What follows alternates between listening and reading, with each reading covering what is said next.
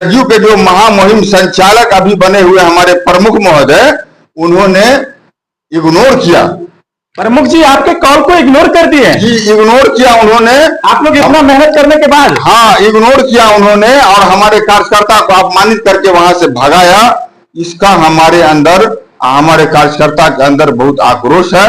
अब विधायक महोदय को हम सचेत करना चाहते हैं कि इन लोगों को आप अपने घेराबंदी से दूर कीजिए। लेकिन विधायक के साथ ये 5 आदमी का जो कॉकस है, यह अगर रहा और यही लोग अगर चुनाव को मैनेज किए तो विधायक का हार सुनिश्चित है। इसको लिख लीजिए, विधायक की हार सुनिश्चित है। विधायक की हार सुनिश्चित है अगर यही लोग इसका कॉकस बने रहे। यदि इन लोगों को हटाया नहीं गया इस कार्ड से, विधानसभा चुनाव कार्ड से इन लोगों को हटाया नहीं गया, तो विधायक का हार सुनिश्चित है। इसको कोई नहीं जिता सकता है, ये लिख लीजिए। हम आज वो अपमानित करने का, हमारे कार्यकर्ता को अपमानित किया गया। यदि खाने का व्यवस्था नहीं होता तो हमारा कार्यकर्ता कोई भूखा नहीं था, जिसको खाना चाहिए ही। खाने का जहां व्यवस्था था उस स्थल पर बुला करके हमारे लोगों को खाना नहीं दिया गया। एनडीए की जो 24 तारीख को जो कार्यकर्ता सम्मेलन हुआ था, उसमें अब धीरे धीरे लोगों की गुस्सा फूटने लगा है। कल हमने आपको ऐसे एनडीए के बहुत बड़े ग्राउंड से कार्यकर्ता के तौर पे काम कर रहे थे सोनू ठाकुर, उनके बारे में जिक्र किए थे। आज हमारे साथ नाम बता दीजिएगा। शमसुर होगा, लोजपा प्रखंड अध्यक्ष। लोजपा प्रखंड अध्यक्ष की गुस्सा फूट पड़ा है। अब ये कह रहे हैं जो हमारे समाज को अपमान झेलना पड़ा, खाने तक में नहीं दिया गया, क्या कुछ मामला है। और सबसे बड़ी बात, प्रमुख साहब इनका फोन को दरकिनार किया। इनकी गुस्सा अब 7 तारीख को देखने को मिलेगा, या तो बेनीपुर स्टेडियम में या कर्पूरी भवन में। तैयार रहिए। विधायक जो कम शब्द में बता रही है, जो अगर आपके ऐसा कार्यकर्ता रहेंगे तो आपकी हार सुनिश्चित है। चलिए, नमस्कार, मैं हूं आपके साथ विजय शंकर झा। आप देख रहे हैं हेडलाइंस मिथिला। अभी हमारा मौजूदगी बेनीपुर दलित चेतना मंच की ऑफिस में है। 24 तारीख को कार्यकर्ता सम्मेलन हुआ था, जिनमें कार्यकर्ता सम्मेलन हुआ था, जिनमें कई तरह की कमियां नजर आने लगा है। अब जितने भी कार्यकर्ता हैं वो धीरे धीरे अपनी दर्द बयां कर रहे हैं। अभी हमारे साथ लोजपा के प्रखंड अध्यक्ष हैं, इनसे हम जानेंगे क्या कुछ हुआ था उस दिन। सर, सबसे पहले हमारे चैनल पे स्वागत। सबसे पहले तो विजय बाबू, हम आपको ये बतलाना चाहेंगे कि ये दलित चेतना मंच का ही कार्यालय नहीं है। दलित चेतना मंच हम लोगों का एक सामाजिक संगठन है और इसको जो है सो हम लोक जनशक्ति पार्टी के अंदर ही रन कराते हैं। तो दलित चेतना मंच के कार्यकर्ता और लोक जनशक्ति पार्टी के कार्यकर्ता भिन्न नहीं है। हम लोग एक ही कार्यकर्ता हैं। जिस तरह से कोई भी पार्टी का गठन होता है तो उसका बेस होता है। जैसे हमारी पार्टी का गठन हुआ तो सबसे पहले दलित सेना का गठन हुआ, जदयू का गठन हुआ तो पहले समता पार्टी का गठन हुआ, उसके बाद उसी से दलित सेना से एलजीपी निकला और उसी से जो है तो समता पार्टी से आपको जो है सो जदयू निकला। इसी तरह से हमारा भी ये एक बिहार स्तरीय दलित चेतना मंच एक संगठन है और हमारे सारे कार्यकर्ता जो है वो सारे एलजीपी के कार्यकर्ता और दलित चेतना मंच के कार्यकर्ता एक ही हैं। तो ये दलित चेतना मंच का कार्यालय भी है और लोक जनशक्ति पार्टी का कार्यालय भी है। सर, 24 तारीख को जो कार्यकर्ता सम्मेलन हुआ था बेहेरा पानी टंकी के पास, जी, क्या कुछ हुआ जो आज मुझे आपको बुलाना पड़ा? 24 तारीख को एनडीए के कार्यकर्ताओं के सम्मेलन का आयोजन किया गया बेनीपुर के धरती पे पानी टंकी के निकट। तो उसमें हम लोगों की तैयारी के संबंध में 2-3 बार बैठक हुई। बैठक में हमारे कार्यकर्ताओं ने पूर्ण सहयोग दिया और बड़ी उत्साह से लोग, हमारे कार्यकर्ता और नेता, सारे प्रखंड स्तर के नेता और पंचायत स्तर से बूथ स्तर तक के कार्यकर्ता उसमें सम्मिलित हुए और बड़े जोश खरोश से लोग आए और उम्मीद से कहीं बढ़ करके संख्या हमारे कार्यकर्ताओं का वहां आया, जो उसके लिए हमारे वर्तमान विधायक और हमारे तमाम नेता सब उत्साहित हो गए कि हमारा कार्यक्रम सफल से भी सफलतम रहा। तो फिर तो आप क्यों बुलाए हैं मीडिया में? हमारे बुलाने का जो कारण है कि हमारे कार्यकर्ताओं ने बिना भेदभाव के और बिना किसी स्वार्थ के उसमें अपना पूर्ण भागीदारी निभाया। लेकिन हमारे साथ जो मामला हुआ वो अपमानित करने का, हमारे कार्यकर्ता को अपमानित किया गया। यदि खाने का व्यवस्था नहीं होता तो हमारा कार्यकर्ता कोई भूखा नहीं था जिसको खाना चाहिए ही।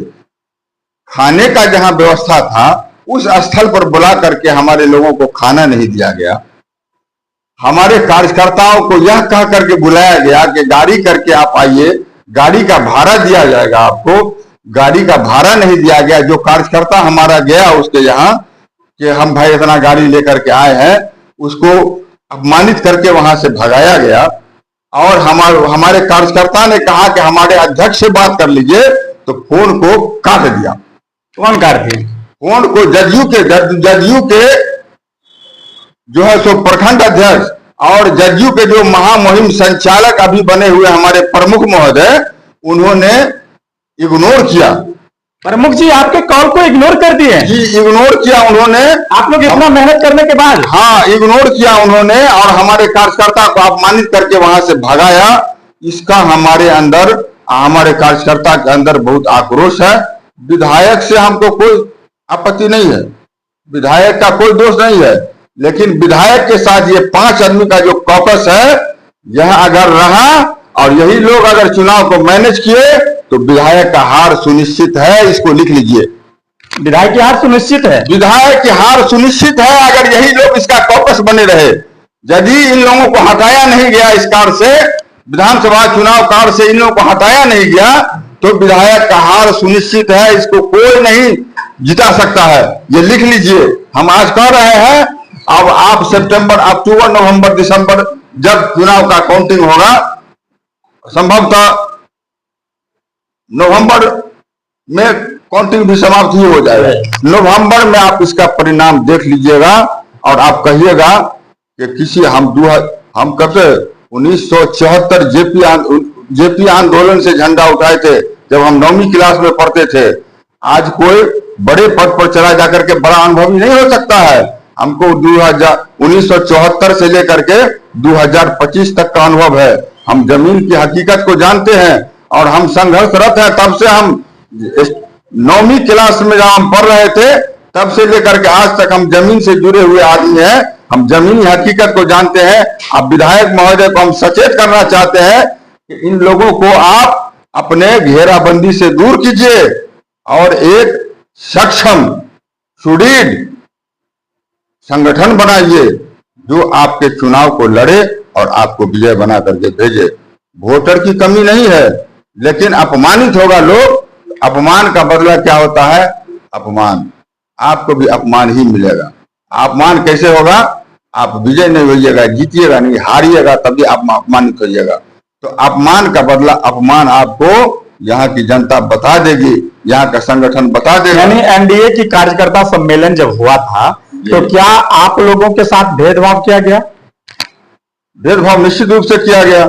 बैठक जब हुई तो बैठक में जिन बिंदु को तय करना था कि तैयारी किस किस हिसाब से होगा, क्या क्या मैनेजमेंट है इधर संगठन के कार्यकर्ता की ओर से या विधायक की ओर से या किसी की ओर से, क्या तैयारी है, क्या खर्च किया जाएगा, कैसे कार्यकर्ताओं को बुलाया जाएगा, इसकी जो तैयारी हुई तो हमको इग्नोर किया गया।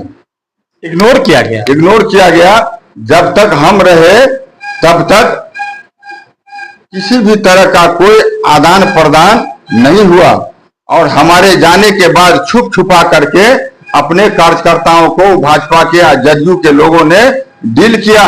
उन लोगों के हाथ में सारा चीज दिया और हमारे कार्यकर्ताओं को इस तरह से बिहेव किया जैसे कोई राजा अपने जन्मजात गुलाम, प्रजा के साथ नहीं, जन्मजात गुलाम के साथ करता है। जो उसका गुलाम है, बंधु है, बधुआ गुलाम जो है जन्मजात का, उसके साथ जैसा व्यवहार होता है वैसा हमारे साथ व्यवहार किया गया। तो होशियार रहिए।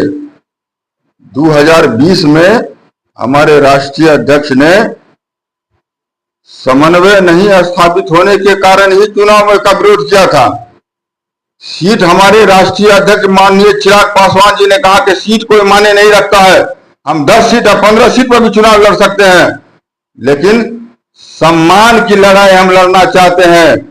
हमारा सम्मान होना चाहिए, हमको अधिकार मिलना चाहिए। हमारे राष्ट्रीय अध्यक्ष माननीय स्वर्गीय रामविलास पासवान जी कहते थे कि मैं उस घर में दिया चलाने चला हूं जहां सदियों से अंधेरा है। तो अधिकार आप हमको नहीं दीजिएगा, हमको अपमानित कीजिएगा।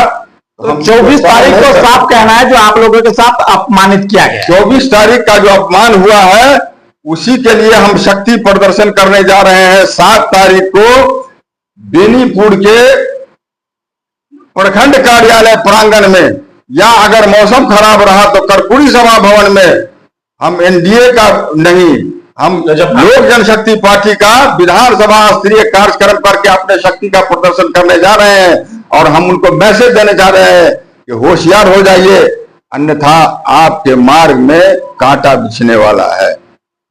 चलिए देखिए, बहुत बहुत धन्यवाद। क्या कुछ कहे हैं सुन लीजिए। एनडीए की जो 24 तारीख को जो कार्यकर्ता सम्मेलन हुआ था उसमें अब धीरे धीरे लोगों की गुस्सा फूटने लगा है।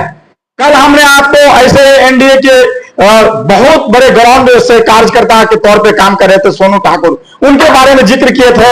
आज हमारे साथ नाम बता दीजिएगा।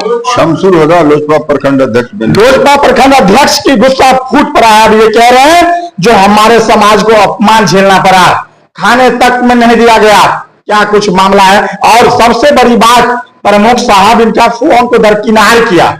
इनकी गुस्सा अब 7 तारीख को देखने को मिलेगा, या तो बेनीपुर स्टेडियम में या कर्पूरी भवन में। तैयार रहिए। विधायक जो कम शब्द में बता रही है, जो अगर आपके ऐसा कार्यकर्ता रहेंगे तो आपकी हार सुनिश्चित है। चलिए हमारे साथ प्रमोद पासवान जी। प्रमोद पासवान जी, क्या कुछ हुआ था उस दिन? देखिए, हम तो पार्टी का जिला महासचिव हूँ।